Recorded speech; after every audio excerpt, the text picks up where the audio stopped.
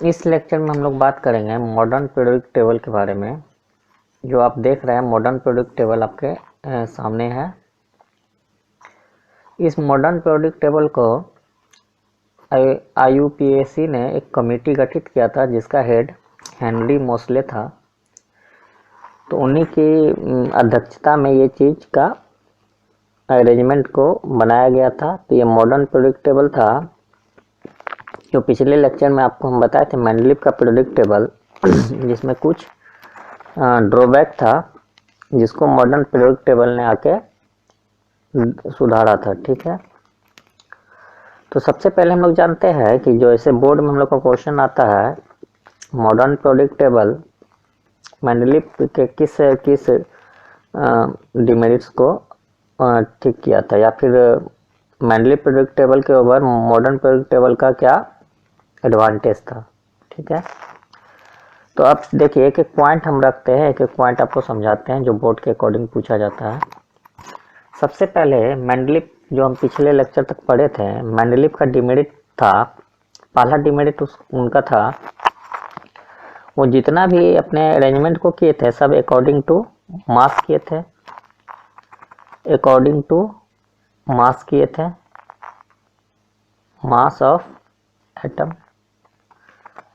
दूसरा बात है, दूसरा उनका डिमेरिट था कि वो हाइड्रोजन को कोई प्रॉपर प्लेस नहीं दे पाए, हाइड्रोजन एटम को कोई प्रॉपर प्लेस नहीं दे पाए। ये उनका दो बड़ा डिमेरिट था। तीसरा आप कह सकते हैं कि आइसोटोप्स को प्लेस नहीं कर पाए, आइसोटोप्स को भी वो सही से प्लेस नहीं कर पाए। और अगला क्या था, अगला प्रॉब्लम था कि वो नवल गैस के को लेके कोई भी प्रीवियसली ग्रुप का नहीं डिजाइन किए थे। ठीक है, तो ये सारे डिमेरिट को बाद में मॉडर्न पीरियोडिक टेबल के अनुसार उसको सुधारा गया था। ठीक है, तो देखिए मॉडर्न पीरियोडिक टेबल इसी डिमेरिट को देखते हुए मेंडलीव के पीरियोडिक टेबल से ही काफ़ी हद तक इंस्पायर्ड है वो। ठीक है,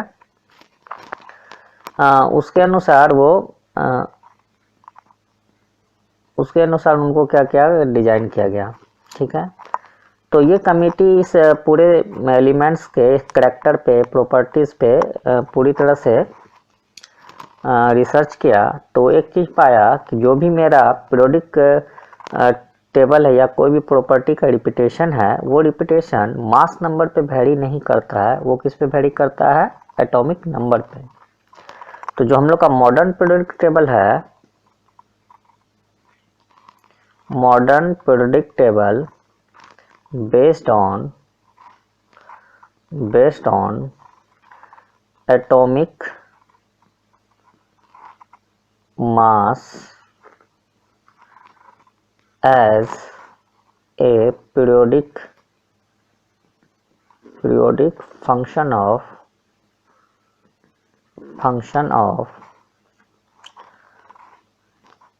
element।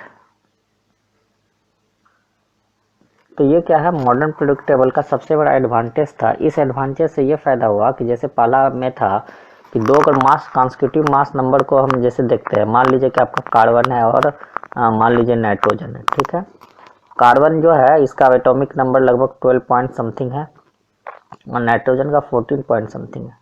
अब इसके बीच में कोई हो सकता है कि 12.5 का आइटम आ जाए, हो सकता है कि 13 एटॉमिक मास का आइटम आ जाए।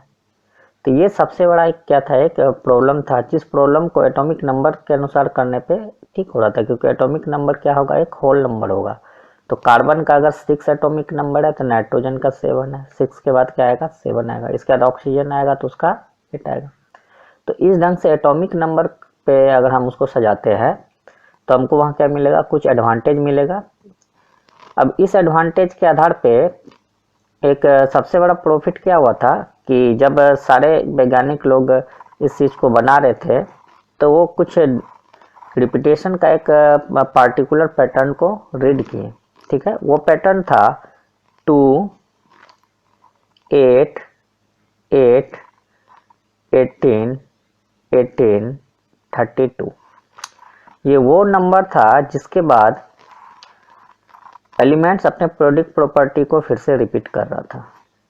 इस नंबर को बोला गया मैजिक नंबर। इस नंबर को क्या बोला गया? Magic number. तो ये क्या था, एक इसमें मैजिक नंबर का खोज हुआ। जैसे आप इस पीरियोडिक टेबल में देखिएगा तो फर्स्ट ग्रुप में आपका 2 एलिमेंट है, फिर 8 एलिमेंट है, फिर 8 एलिमेंट है आर्गन तक, फिर आपका यहाँ से यहाँ तक 18 एलिमेंट है, फिर यहाँ से यहाँ तक क्या है 18 एलिमेंट है। तो जो पीरियोडिक प्रॉपर्टीज का रिपीटेशन है वो इस नंबर को फॉलो कर रहा था। ठीक है, इस नंबर को क्या कर रहा था? फॉलो कर रहा था। तो इसी के लिए इसको क्या बोला गया? Magic number. ठीक है। तीसरा बहुत इंपॉर्टेंट क्वेश्चन है, कभी कभी बहुत ही अच्छे तरीके से पूछा जाता है कि आप कैसे सिद्ध कीजिएगा कि पीरियोडिक टेबल जो है वो इलेक्ट्रॉनिक्स कॉन्फ़िगरेशन पे बेस्ड है। ठीक है, तो ये आपको ये भी बता देंगे, ये आप तब सीखिएगा जब हम एलिमेंट का पोजीशनिंग करने लगेंगे। तो आप कह सकते हैं modern periodic table based on electronics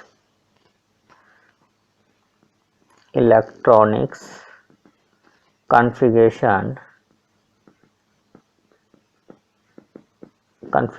of atom. ठीक है, किसी भी एटम का जो इलेक्ट्रॉनिक कॉन्फ़िगरेशन है उसी पे ये क्या है? बेस है। इसलिए इसको और एक नाम दिया गया, that is called bore periodic table. इसलिए इसको क्या कहा जाता है?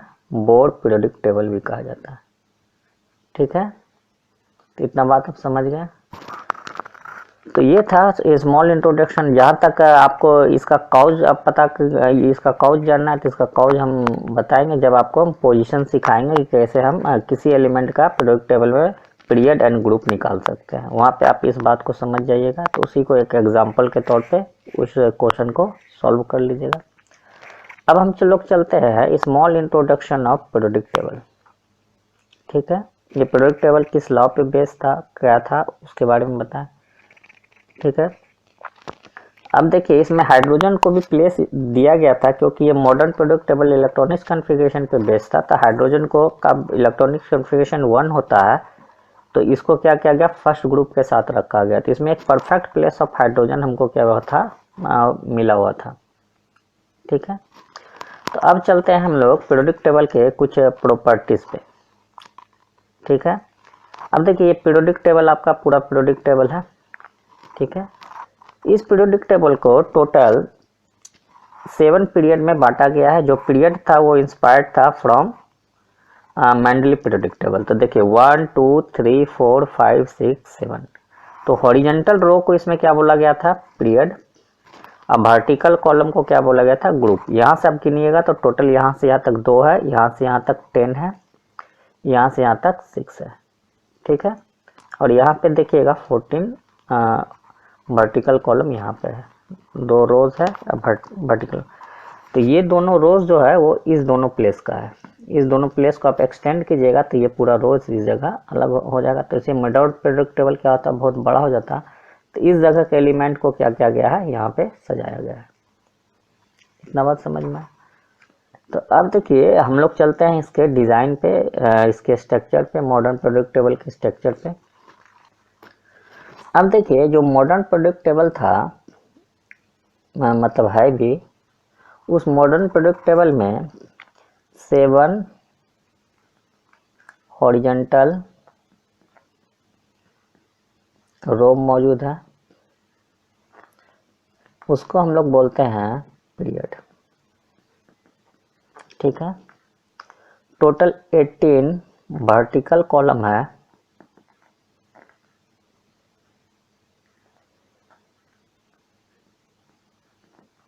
वर्टिकल कॉलम है, उसको हम लोग बोलते हैं ग्रुप। ये दोनों वर्ड कहाँ से लिया गया है? मेंडली पीरियोडिक टेबल से। ठीक है, अब देखिए जो मेरा पीरियोडिक टेबल है वो टोटल 4 ब्लॉक में बटा हुआ है। 4 block in modern periodic table. ये 4 ब्लॉक कैसे आया, कहाँ से आया, ये सब समझने के लिए आपको थोड़ा सा इलेक्ट्रॉनिक्स कॉन्फ़िगरेशन देखना होगा। अब देखिए जो मेरा ब्लॉक है वो है एस ब्लॉक, ठीक है। यहाँ पे आपको साइड में हम पीरियोडिक टेबल रख दिए हैं। इसमें जो है वो एस ब्लॉक है। एस ब्लॉक, ये ब्लॉक और ये ब्लॉक को हम लोग क्या बोलते हैं, ये जो पूरा ब्लॉक बना इसको हम बोलते हैं एस, ठीक है। ये पूरा ब्लॉक को यहाँ से यहाँ तक को हम बोलते हैं डी ब्लॉक।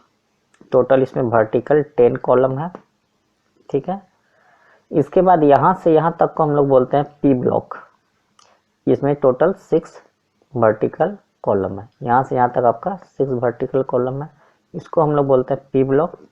और ये जो लेंथेनाइट एंड एक्टेनाइट सीरीज है, लेंथेनाइट सीरीज को बोला जाता है, इसको एक्टेनाइट सीरीज बोला जाता है, ये इसको हम लोग एफ ब्लॉक बोलते हैं, ठीक है। तो टोटल एस ब्लॉक है, फिर पी ब्लॉक है, फिर आपका डी ब्लॉक है और एफ ब्लॉक है। S block and P block जो है ये ब्लॉक है।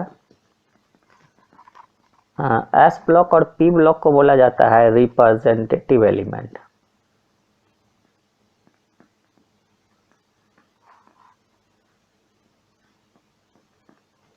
रिप्रेजेंटेटिव एलिमेंट, ठीक है। डी ब्लॉक जो है इसको बोला जाता है ट्रांजिशन